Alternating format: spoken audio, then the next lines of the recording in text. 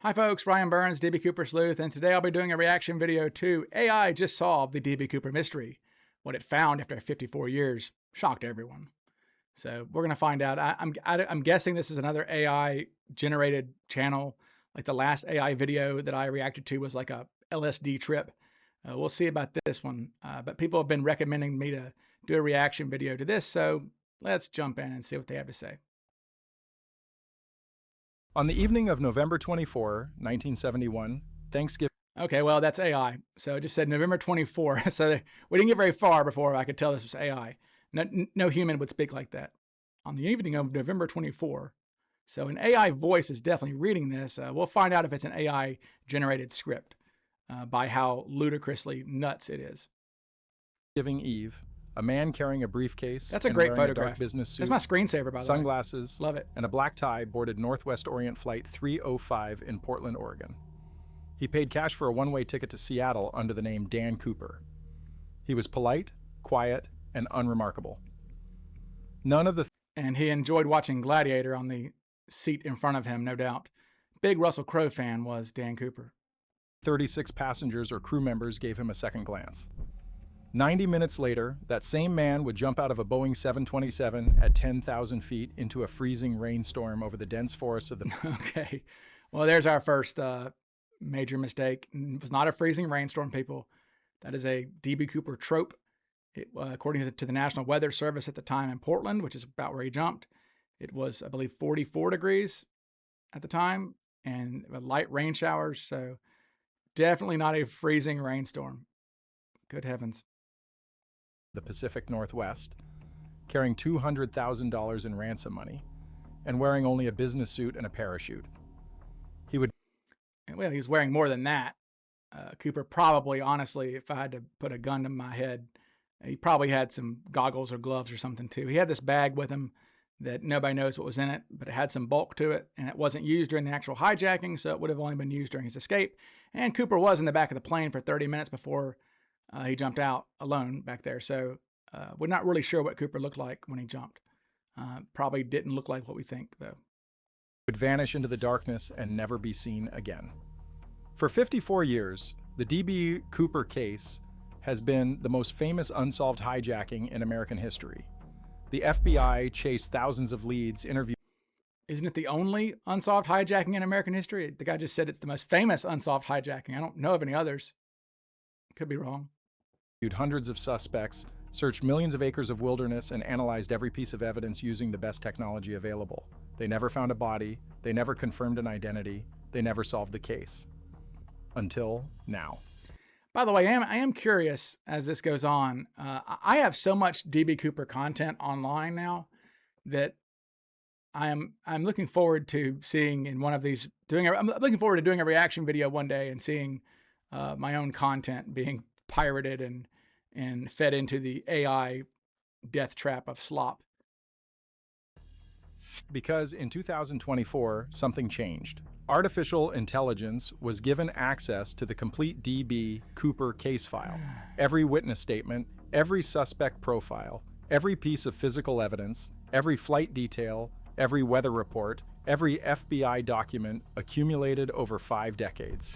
The AI was asked to do what human investigators could not: analyze everything simultaneously, find patterns invisible to human observation. By the way, the problem with AI using AI to try to solve the Cooper case is all the redactions. I mean, we've done this before. This is not the first. I mean, Cooper researchers did this a couple of years ago even. I mean, you can feed the files into an AI, but hell, all the most important things like names and things, a lot of them are redacted. You can't read them. So, I mean, it's like, I don't know, it's like having someone interpret the Bible when they only have 60% of it. Right? It just doesn't really work, right? We're just missing too much with the redactions for AI to be of any real help, in my opinion, at least. Observation and identify the most statistically probable suspect. Now, what the AI found shocked everyone. Not because it identified a name that was unknown. Several of the leading suspects have been discussed for decades. But because it revealed how close the FBI had come to solving the case in the Oh no. Folks, I just felt a douche chill. Ooh, I just got the douches. Ooh. I I think I know why this was recommended to me so vigorously by some people. Okay, yeah. This is this smells like McCoy. This smells like McCoy. Just saying. 1970s, how much evidence had been sitting in plain sight all along, and how a few wrong assumptions prevented investigators from connecting the dots that, when properly analyzed, point to one man with disturbing consistency. This is the story of D.B. Cooper, the hijacking that humiliated the FBI, the mystery that became bigger than the crime, and the AI analysis that may have finally decoded what human investigators missed for over half a century. The D.B. Cooper case is not just an unsolved crime. It is a cultural phenomenon, an American legend that has inspired books, movies, documentaries, and endless speculation. But why? What makes this particular case so enduringly fascinating? Part of the answer is Cooper himself. He did not act like a reckless criminal. By all witness accounts, he was calm, polite, and controlled. He did not threaten passengers. He did not panic when things got complicated.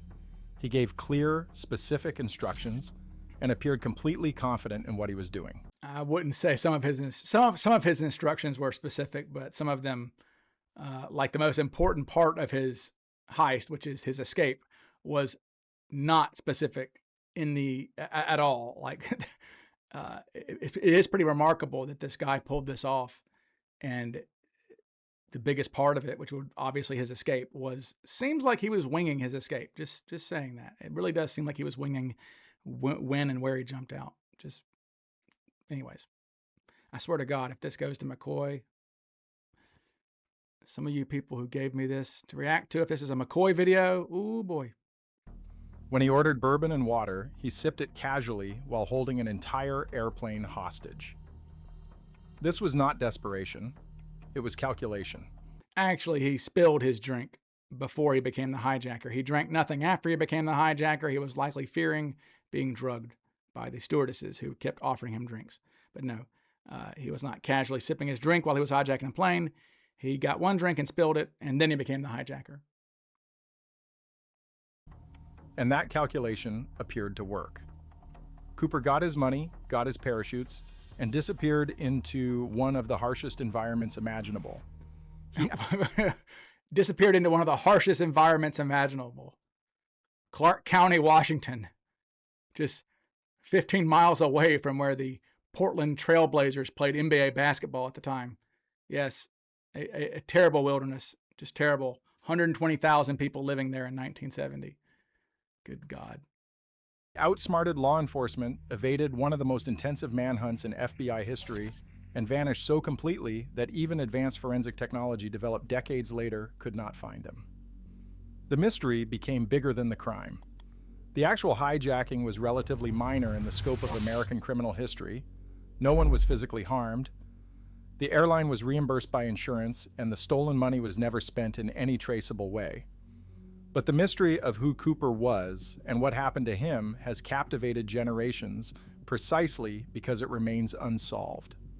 In an era where surveillance is ubiquitous, where DNA databases can identify suspects from trace evidence, where facial recognition can track people across continents, the D.B. Cooper case stands as a reminder that someone, somewhere, pulled off the impossible. And that possibility is irresistible to the human imagination. No, there's Dan Greider. It is interesting, though, when you think about how did anybody get caught back then, right? I mean, we are in a world where there's cameras and DNA and everything. They can track your phone and God knows. Back then, I think the only way people got caught, surely, was somebody turned them in or they were caught in the act. Because, I mean, how would anybody figure out any crime if you didn't leave any fingerprints or anything behind? I mean, it really was the Wild West back then, but people still got caught pretty on the regularly back then. So anyways. The hijacking unfolded with remarkable simplicity. Shortly after Flight 305 took off from Portland, the man calling himself Dan Cooper handed a note to flight attendant Florence Schaffner. She initially ignored it, assuming it was a passenger trying to flirt. Cooper leaned forward and quietly said, "Miss, you'd better look at that note. I have a bomb." The note, written in neat block letters, said Cooper had a bomb in his briefcase and listed his demands, $200,000. Well, just to be, again, pedantic is what we are in these reaction videos. You'll learn about the Cooper stuff. His first note just said, "Miss, I have a bomb and I want you to sit next to me." Then he made her write down his demands. Okay, so, and I love that, $200,000 in crisp $20 bills. Actually, Cooper demanded $200,000 in circulated currency. So he wanted it from cash registers or whatever, but I didn't want crisp $20 bills for sure. Definitely. 4 high quality parachutes. No, Cooper just said, "I want parachutes." Hidden bomb in a briefcase. Yeah, I mean, bomb was probably fake, but you never know. But yeah, 4 high quality parachutes. Nope, Cooper just said, "Give me parachutes." He got what he got. Okay, look at that. Just look at that, folks.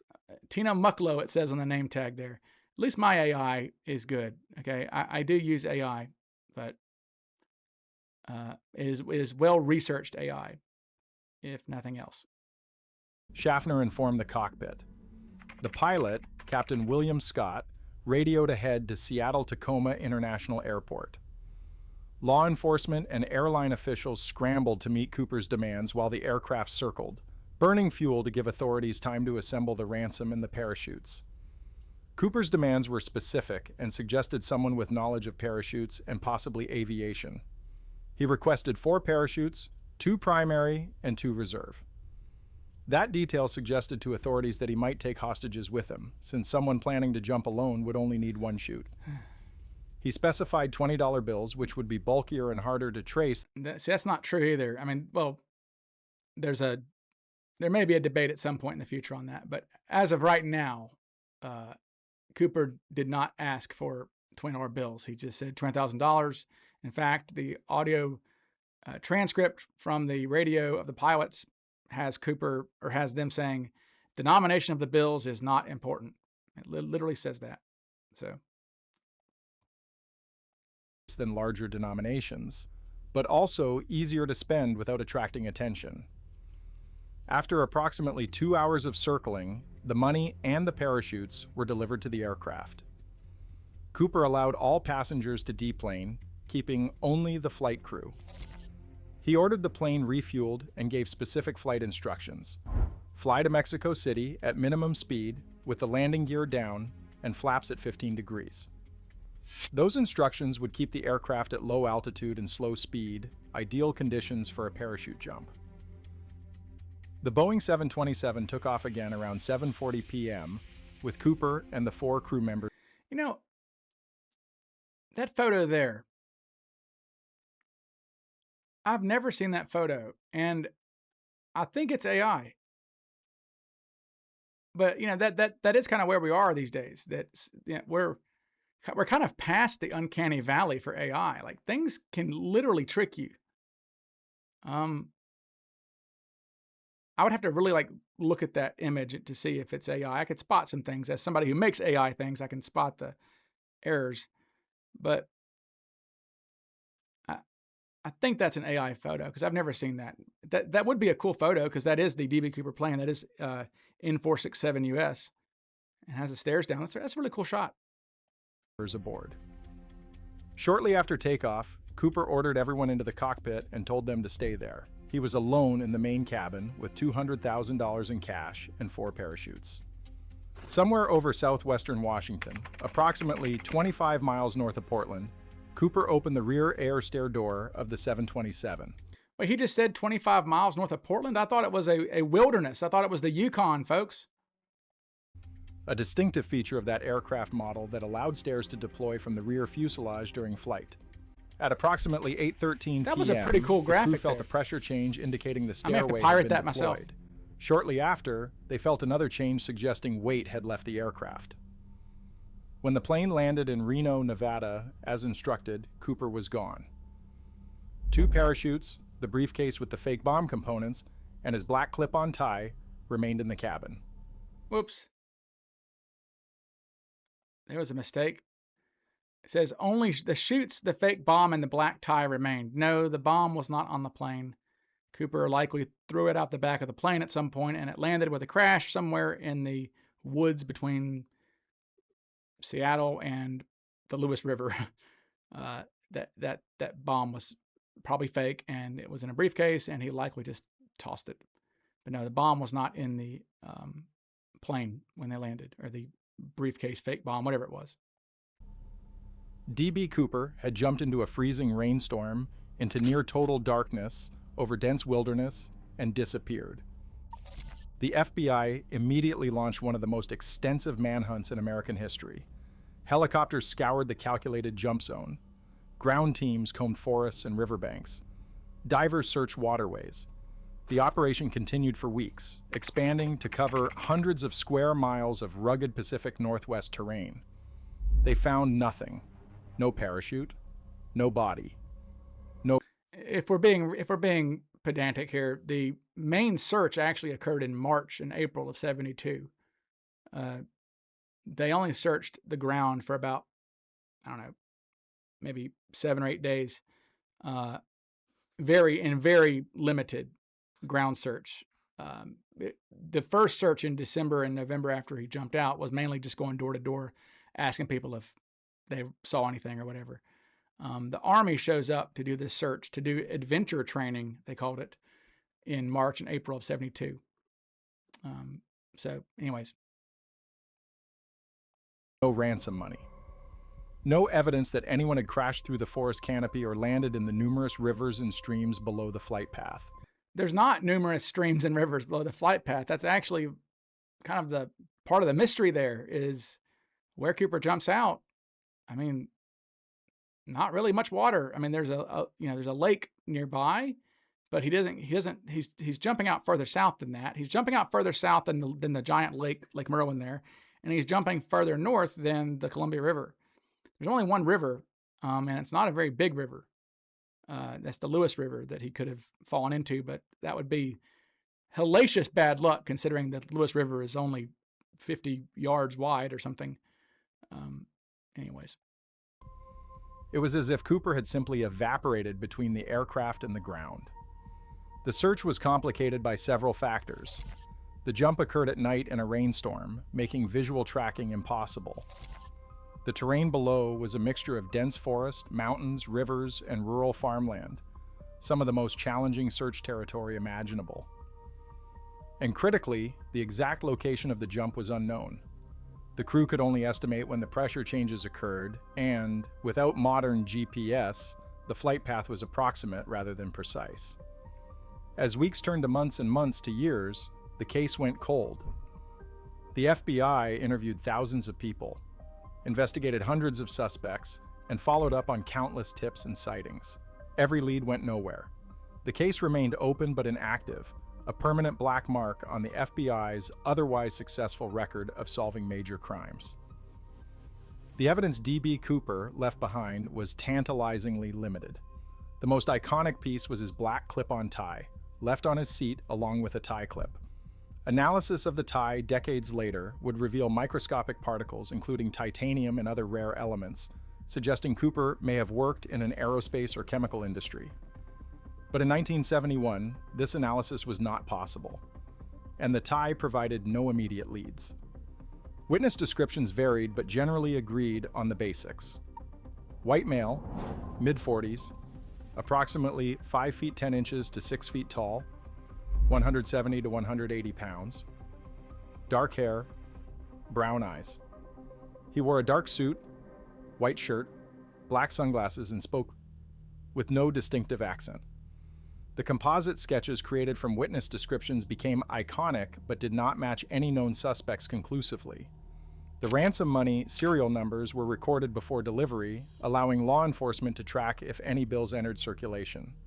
For years, agents waited for Cooper to spend the money, providing the break that would lead to his identification. The money never. The money was always a fool's errand trying to track the money. I mean, I have an interview with John Detler, who was on my channel, he was among the first case agents assigned to the hijacking. And yeah, he talks about how that was just a fool's errand to think that the money was ever going to show up. The FBI put no real stock in that. Appeared. No bank reported the serial numbers, no store flagged suspicious bills. It was as if the entire $200,000 had vanished along with Cooper. Then, in February 1980, an 8-year-old boy named Brian Ingram was digging in the sand along the Columbia River near Vancouver, Washington, when he uncovered 3 bundles of severely deteriorated $20 bills. The serial numbers matched the Cooper ransom money. $5,800 was found, tightly bundled, and partially buried in sand. The discovery reignited the investigation, but it created more questions than answers. No kidding. How did the money get to that location? If Cooper died in the jump, did his body wash into the Columbia River, and did the money separate and drift downstream? Was the money planted by Cooper or an accomplice to throw off investigators? Did Cooper survive the jump, bury the money, and then die or disappear elsewhere? Geological and hydrological analysis suggested the money had been in the river or riverbank for several years, meaning it likely arrived sometime in the mid-1970s. But the exact mechanism, whether from a body, a discarded parachute, or deliberate placement, remained unknown. The FBI's failure to solve the D.B. Cooper case was not due to lack of effort or competence. It was due to the technological limitations of 1970s forensic investigation. You know, Mr. AI, I agree with you. People can give the FBI a lot of crap, and they did do some things that, looking back, right? I mean, they threw away D.B. Cooper's cigarettes within a month. Obviously, that would be amazing evidence today. We could find the guy if we had those cigarettes, and they should not have done that. But we have 80,000 pages of case files out there. 50,000 have been released by now. There's about 30,000 more coming. The FBI tried. I mean, by God, they tried to find this guy. But like this guy says, I mean, there were limitations. I mean, if somebody covered their tracks well enough and didn't talk about it to anybody, then how are you going to find them? You're not. DNA analysis did not exist in practical form until the late 1980s.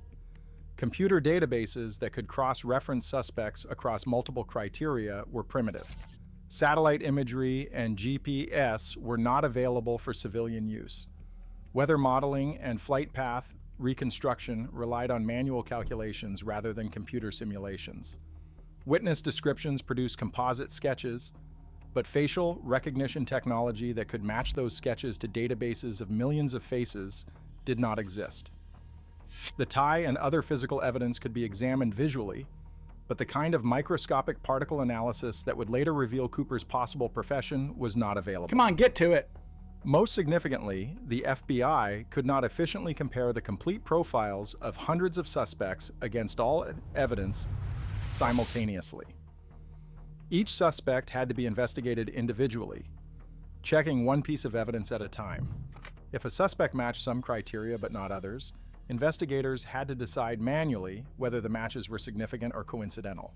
Fair. The result was an investigation that generated massive amounts of data but lacked the tools to analyze that data comprehensively. Okay. The answer might have been in the files all along, but human investigators could not see the pattern because they could not process all variables at once. In 2024, researchers and private investigators began applying artificial intelligence to the D.B. Cooper case files. The AI was fed everything: witness statements, suspect profiles, military service. And here's the thing. McCoy's name probably, well, I would think it does, come up more than any other suspect's name in the FBI files. No doubt. They did a lot of, investigation of him very briefly. They did a lot of investigation very briefly. McCoy's files are only about less than a month of total time. But there are a lot of them because, yeah, I mean, there were reasons why they thought it might be him. But obviously it's not him.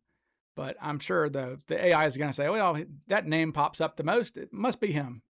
That's probably how the AI is going to think. I guarantee this is going to be a McCoy video. I swear. Not again. Service records of potential suspects, flight path data, weather conditions, parachute specifications, physical evidence analysis, PIB reports, timeline reconstructions, and geographic data about the jump zone. Lord. The AI's advantage was not superior intuition or investigative instinct. It was processing power. What would take human investigators months to compare, checking one suspect against evidence and then moving to the next, the AI could do in seconds. And critically, the AI could weigh evidence differently, finding subtle correlations that human observers would miss. What did that guy say? The AI could ask questions like, of all suspects proposed, who matches the physical description and has military parachute training and has knowledge of Boeing 727 aircraft and lived in the Pacific Northwest and showed unusual behavior after November 1971 and has no solid alibi for Thanksgiving Eve, Jason Langseth, 1971. By requiring all criteria to be met simultaneously No. rather than sequentially, the there's AI John. could eliminate suspects Detler. who matched only one or two factors but failed on others. One of the most revealing AI analyses involved reconstructing the jump itself with far more precision than 1970s investigators could achieve. Using modern meteorological data, flight performance modeling, and parachute physics simulations, the AI calculated probable jump conditions with remarkable detail. The aircraft was flying at approximately 10,000 feet altitude at roughly 200 miles per hour. Okay. The slowest safe speed for a Boeing 727, with landing gear down and flaps extended. Weather conditions included rain, wind, and near freezing temperatures. Visibility was minimal. The jump occurred at night over wilderness with no ground lights. Wasn't a wilderness. The AI's analysis suggested several disturbing conclusions. First, the jump was far more survivable than many investigators had assumed, particularly for someone with military parachute training. Of course it was survivable. The altitude was sufficient for parachute deployment. The airspeed, while faster than typical sport jumping conditions, was within survivable range for an experienced jumper. And the aircraft rear stairway provided a relatively safe exit compared to emergency bailouts from aircraft doors. True. Second, the jump conditions suggested the hijacker knew exactly what he was doing. The flight instructions Cooper gave, minimum speed, specific altitude, landing gear down, flaps extended, were precisely the conditions there we that would go. make a rear. Look at there. It happened. It happened. Bum bum ba-dum bum bum bum bum bum bum bum bum bum ba-dum bum bum ba-dum bum ba-da-ba-dum. There's my. So he did.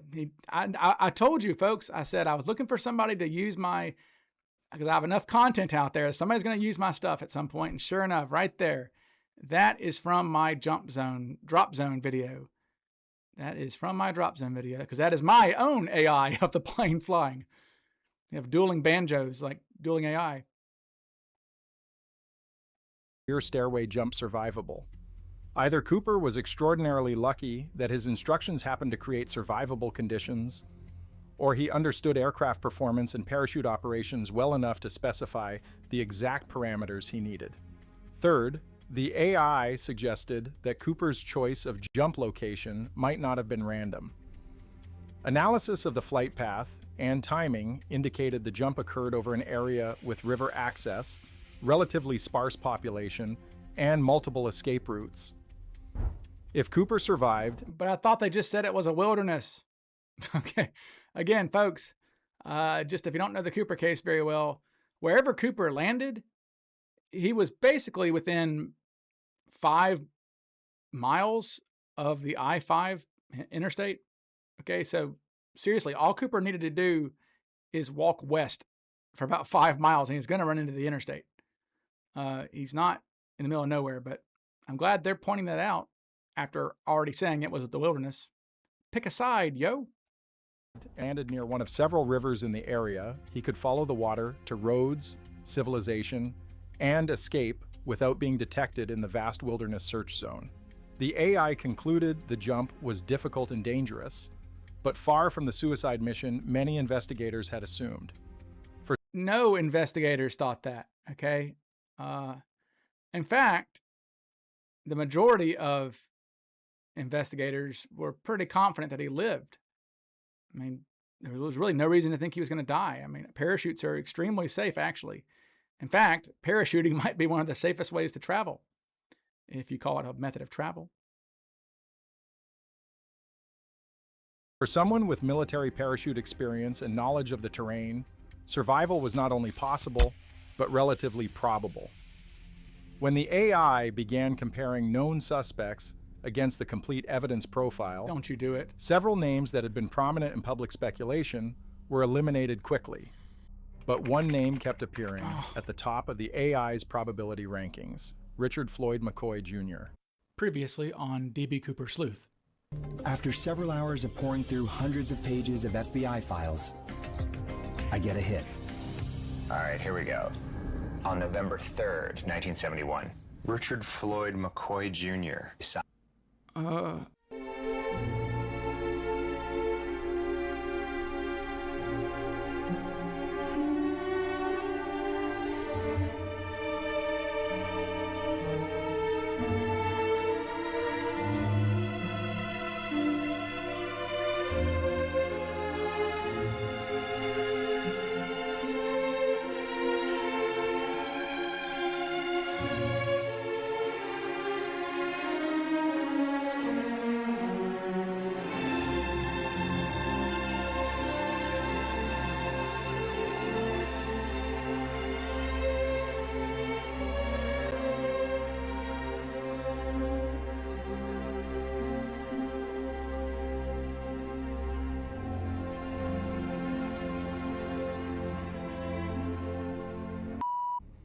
McCoy was a former Army Green Beret and helicopter pilot with extensive parachute training.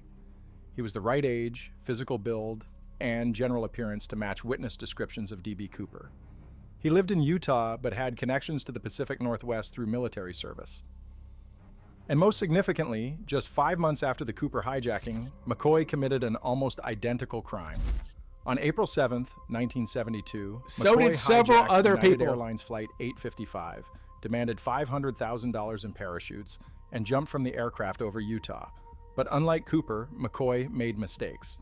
He was identified, tracked, arrested, and So how is he Cooper? How is the second time he jacks it all up, but the first time he's just okay? He pulls off the Mona Lisa of heists the first time and then completely botches it the same heist the second time. I don't buy it. convicted. He served time in federal prison before escaping and ultimately being killed in a shootout with FBI agents in 1974. The FBI investigated McCoy as a Cooper suspect in the 1970s, but officially ruled him out, primarily because witnesses said Cooper appeared to be in his mid-40s while McCoy was only 29. Witnesses also saw photographs of McCoy and said that wasn't him. They didn't. It wasn't just because McCoy was younger.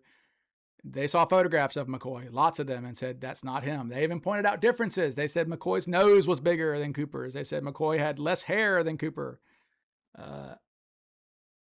Gosh, I don't want to have to go through the litany of reasons McCoy is not Cooper. So maybe they're going to say that AI ruled this guy out. Also, maybe, I don't know. We'll see. Please. In 1971.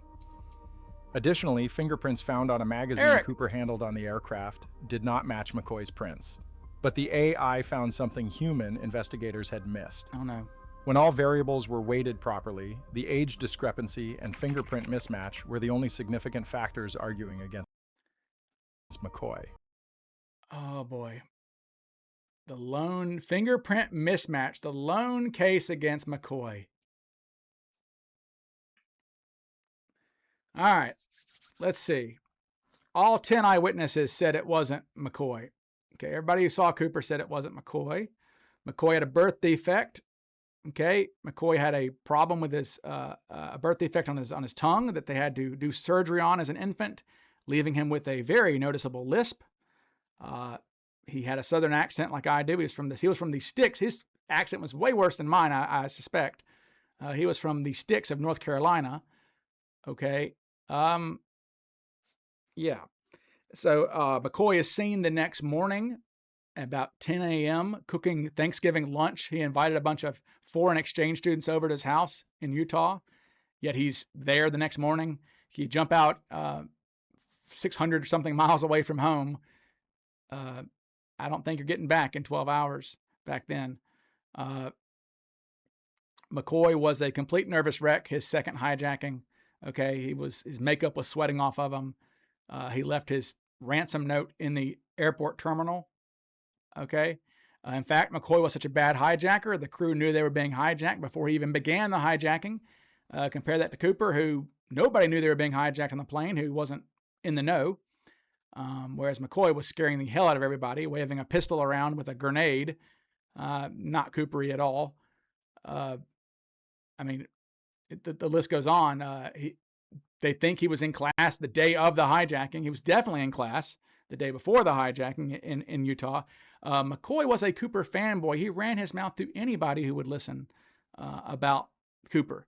He wrote a term paper on D.B. Cooper for his spring criminal justice class in 1972. In fact, McCoy was busted because he didn't shut up about D.B. Cooper. Okay, he was telling everybody who would listen, I could do that same hijacking. I would do it better, and I would ask for $500,000. So, in April of '72, when a guy jumps out on national news, everybody's following this plane, and they say he just jumped out over Provo, Utah. People called and said, there's a guy named Richard McCoy who won't shut up about D.B. Cooper, and maybe you should look into him. And sure enough, they did. And the next morning, they went into his house, and he had $500,000 shoved into a closet. That's the end of the story.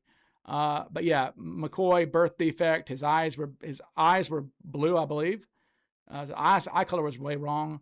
There was it just came in like I've said all the things so many times that fingerprint mismatch is not the lone case against McCoy. There are, honestly, and this is the thing with McCoy people. When you try, somebody, I will have a McCoy person in this comments. You watch, somebody's going to be, well, this was solved because somebody found the parachute. No, McCoy and Cooper are so different. They are truly different human beings. And McCoy was not the only guy to do this. Several other people jumped out of planes. He's not unique. But I'll continue. Let's go on to them. Damn you, whoever recommended this. I knew that's why you were doing that, because it's a McCoy video. Everything else aligned with disturbing precision. The AI's analysis revealed patterns that shocked investigators who reviewed the findings. First, the operational similarity between the Cooper and McCoy hijackings was extraordinary. Both involved Boeing 727 aircraft. Both demanded money and parachutes. Okay. Both specified rear stair jumps. Yeah. Both occurred at night over wilderness. Both involved calm, controlled behavior from the hijacker. Calm, controlled behavior. No. Again, McCoy was shouting and saying, "Get the hell off the runway," and he was not very cool and calm. Okay. Not even a little bit. Both demonstrated detailed knowledge of aircraft and parachute operations. The probability that two different men would independently conceive and execute. Okay, independently conceive. McCoy's a copycat. He did not conceive of this crime. He studied the crime. Okay, in fact, the FBI, when they went into McCoy's house, they found a file folder full of D.B. Cooper stuff. I mean, this is all known. But they independently conceived. No, he was a copycat. He was a Cooper fanboy, just like all the other guys who jumped out of 727s with Ransom. It wasn't just McCoy. It wasn't just Cooper. All right, there were 16 at least attempts to do this. And 5 other guys jumped out besides Cooper. So, no. such similar hijackings within 5 months, using the same rare knowledge set, struck the AI as statistically improbable. The simplest explanation was that McCoy committed both crimes and learned from minor mistakes in the first to execute the second more effectively. He got caught the second time. How was it more effective? Second, the AI found that the age discrepancy could be explained by Cooper's appearance being deliberately altered. McCoy was 29, but could appear older with makeup, posture changes, and calculated behavior. Several witnesses noted Cooper wore sunglasses throughout the flight, even indoors and at night, unusual behavior that could indicate he was hiding his true age or features. One witness described Cooper as having a receding hairline, which McCoy did not have. What? No, McCoy had less hair than Cooper did. McCoy was like me. Okay, McCoy was very much going bald. But a convincing hairpiece could create that appearance. Third, the fingerprint issue was less definitive than it appeared. The magazine prints were partial and degraded. Modern fingerprint analysis might have found them inconclusive rather than definitively excluding McCoy. And if Cooper wore gloves during parts of the hijacking... McCoy's fingerprints were found all over the plane, by the way, on his hijacking. So, yeah, again, doing things worse if it's his second time at it. ...or deliberately avoided touching surfaces firmly, fingerprint evidence would be minimal. Fourth, McCoy's behavior after the Cooper hijacking and before his own hijacking showed anomalies. He made unusual purchases, displayed stress behaviors noted by family members, and showed financial improvements inconsistent with his known income. That is ridiculous. Okay. See, like, that's not true. That's just, I mean, again, we have all these files. So this AI is misinterpreting this. No, we know they looked at McCoy's bank accounts, his credit cards. I think like in December of 71, there's something in the FBI files is like McCoy has like $73 in his bank account.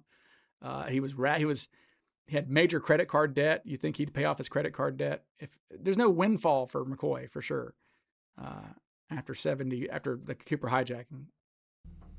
These could be explained by possession of Cooper ransom money that he was carefully spending in small amounts to avoid detection. Most significantly, the AI identified a pattern in McCoy's second hijacking that suggested he was correcting mistakes from the first. In the McCoy hijacking, he used a different boarding city, gave more specific instructions, wore a disguise that was easier to remove, and chose a jump zone closer to transportation. These improvements suggested someone who had learned from a previous attempt. The AI's conclusion was probabilistic, not definitive. Richard Floyd McCoy Jr. was the most likely candidate for DB Cooper. After a comprehensive analysis of all available evidence, the probability ranking placed McCoy substantially higher than any other investigated suspect. What shocked everyone was not just the name. It was the realization that the FBI had probably been right to investigate McCoy in the 1970s, but had been thrown off by two pieces of evidence, age appearance, and fingerprints, that might have been deliberately manipulated or were left. Look, we don't have Cooper's fingerprints, people. We don't have Cooper's fingerprints, okay? Cooper did something to obfuscate his fingerprints, okay? Glue, probably. Okay, that's what a lot of crooks did that back then. Okay, all of the prints recovered from around Cooper's chair were partial prints, okay? All of them. So he was doing something with his fingers. He did leave a palm print, though, from where he pushed up off his chair. So we do have Cooper's palm print. And guess what? Cooper's palm print was compared to Richard McCoy's palm print, and there was no match. Yet another piece of evidence against McCoy. Less reliable than investigators believed. The AI did not discover new evidence. It reinterpreted old evidence, weighing factors differently, and finding connections that human investigators, limited by sequential analysis and cognitive biases, had missed.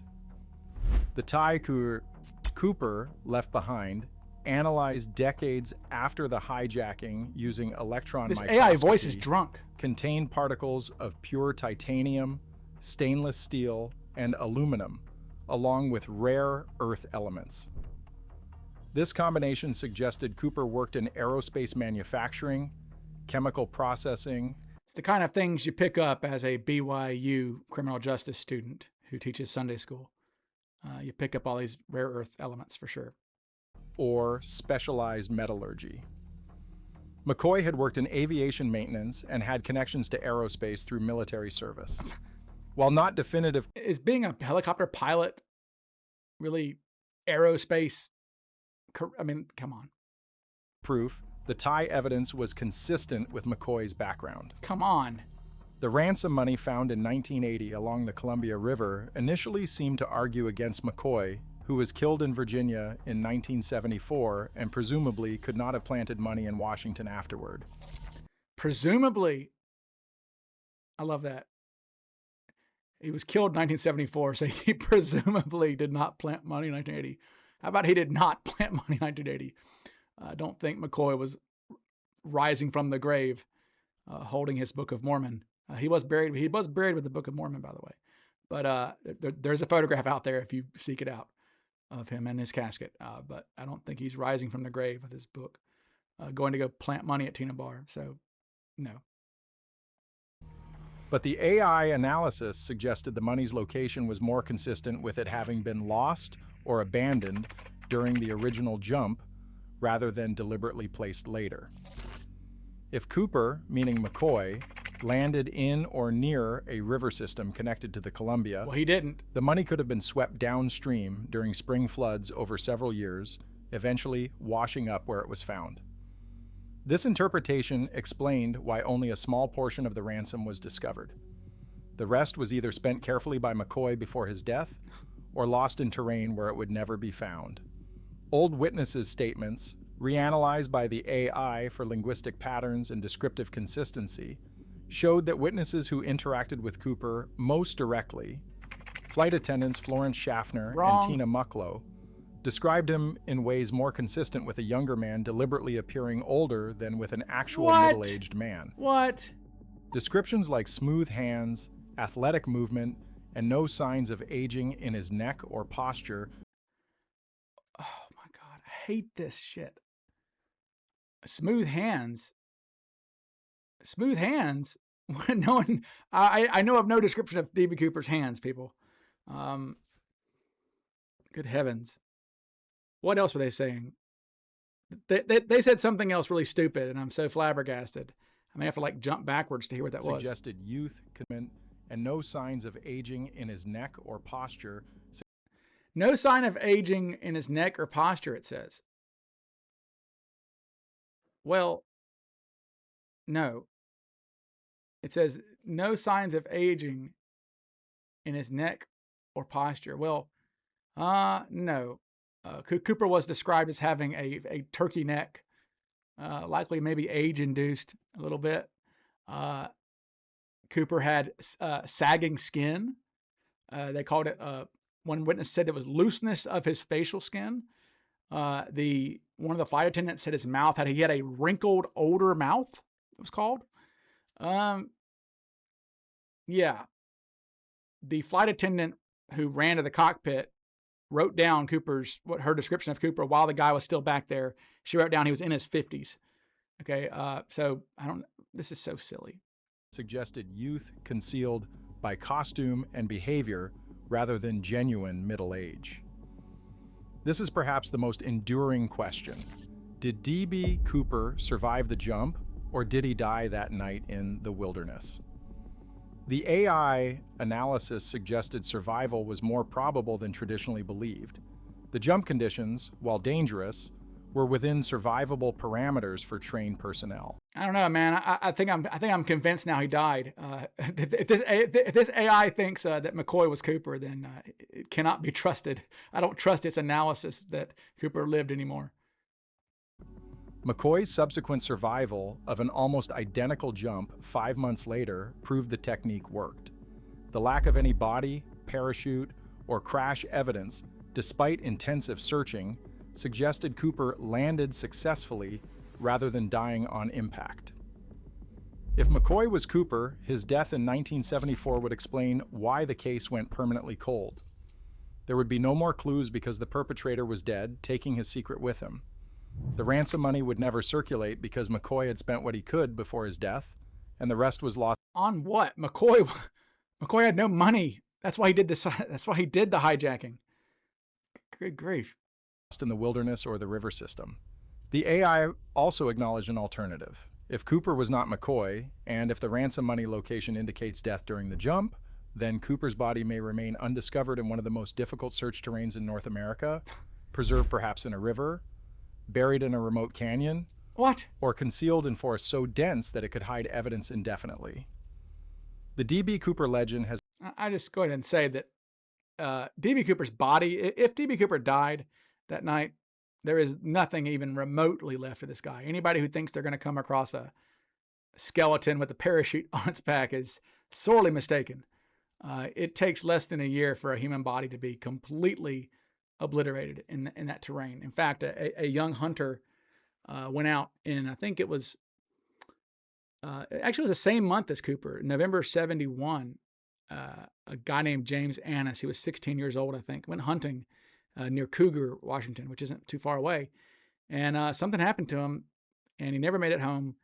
And about a year later, all they found was like his femur and his rifle and like a wallet or something. Like, I mean, every bit of him was gone. So within a year, this poor kid's body was gone. So Cooper would have suffered the same fate if Cooper died that night, which I do not believe he did. has survived for 54 years because it represented the perfect crime, the unsolvable mystery, the ghost who beat the system. But if AI has identified the most likely suspect, the legend changes. Cooper transforms from mysterious phantom Whoa, what? into Richard Floyd That is not McCoy. Who the hell is that? Is that a photo from like World War I or something? Good grief. McCoy Jr., a troubled military veteran who pulled off one perfect crime and then, emboldened by success, tried to repeat it and got caught. The legend becomes smaller, more human, more explicable. In another sense, the mystery deepens. If the FBI was close to solving the case in the 1970s but missed the answer due to a few pieces of misleading evidence, it raises disturbing questions about how many other cold cases might be solvable with modern AI analysis of old evidence. The Cooper case may be the first, but it will not be the last. AI is being applied to the Zodiac Killer case, the Isdell woman case, the Somerton man, and dozens of other famous unsolved mysteries. In each case, the AI finds patterns human investigators missed, connections that were invisible when data had to be analyzed sequentially instead of holistically. It's sad that AI can't even say its own name right. AI. We are entering an ERA where the past can be reinvestigated with tools that did not exist when the crimes We're entering an earn run average, people. We're entering an earn run average. occurred. Mysteries that seem permanent may turn out to be temporary, waiting only for computational power sufficient to decode them. After 54 years, the D.B. Cooper mystery may have been solved. Not through new witnesses, not through a confession, not through a physical discovery. Instead, through artificial intelligence, analyzing old evidence in new ways, and finding the answer that was there all along. Richard Floyd McCoy Jr., according to the AI analysis, is the most probable D.B. Cooper. The evidence is not definitive in a legal sense. McCoy is dead and cannot be prosecuted, and absolute proof would require his confession or... That's the strangest thing, I swear. I've always found that's so bizarre that he has his social security number on his tombstone. I asked McCoy's daughter about that. I said, why does your dad, what is that? She said, oh, my grandmother was strange like that. She said it was her grandmother did that. So yeah, anyways. And absolute proof would require his confession or physical evidence such as DNA that definitively places him on Flight 305. But the statistical probability, based on comprehensive analysis of all variables, points to McCoy with a confidence that exceeds any other proposed suspect. The question is no longer just who was D.B. Cooper, but why did it take 54 years and artificial intelligence to find him? The answer reveals both the limitations of investigations in the 1970s and the power of modern computational analysis. Human investigators did everything right with the tools they had.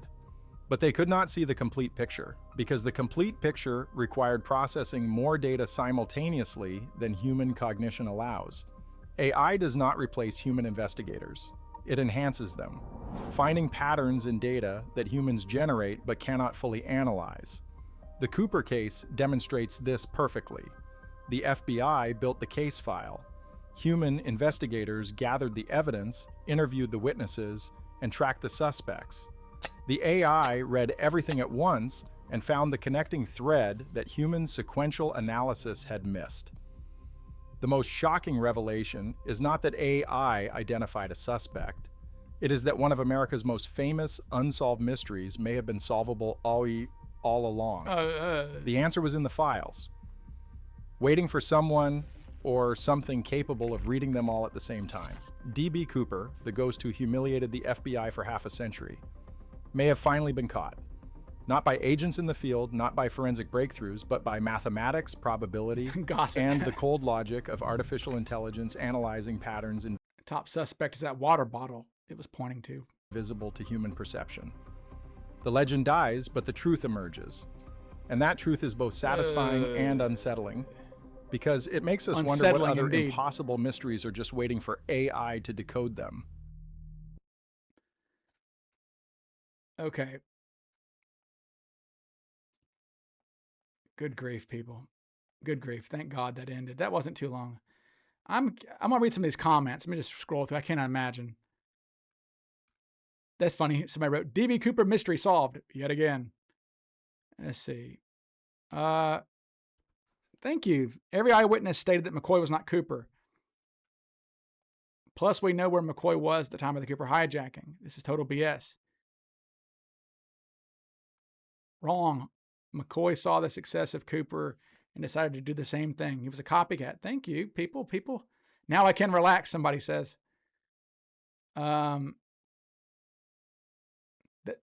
Thank you. Vouter137. What are the odds that a copycat has similar attributes to the crime he's known to have copied? No kidding. Let's see. Somebody said the Somerton man has already been identified. Yes, by a woman who came to speak at CooperCon a couple years ago. Somebody says, wait a minute. I thought the guy was ruled out because he was at a Thanksgiving dinner. No kidding. Let's see. The titles of these videos are misleading. They have not solved the Cooper case. This is junk. It's not McCoy. I hope that I have played a small part in. I am proud of bullshit. Somebody says, thank you. I am so happy. About this. I'm so happy. I'm proud of people. I am proud. But anyways, so there. Thank you to whoever recommended this slop to me. More McCoy stuff. Sorry that wasn't my best reaction video. Let me, by God, react to something other than McCoy. Please, people. Please. Okay. Well, that is all I've got for today, folks. So like and subscribe and all that YouTubey stuff, and I will talk to you guys again soon. Bye.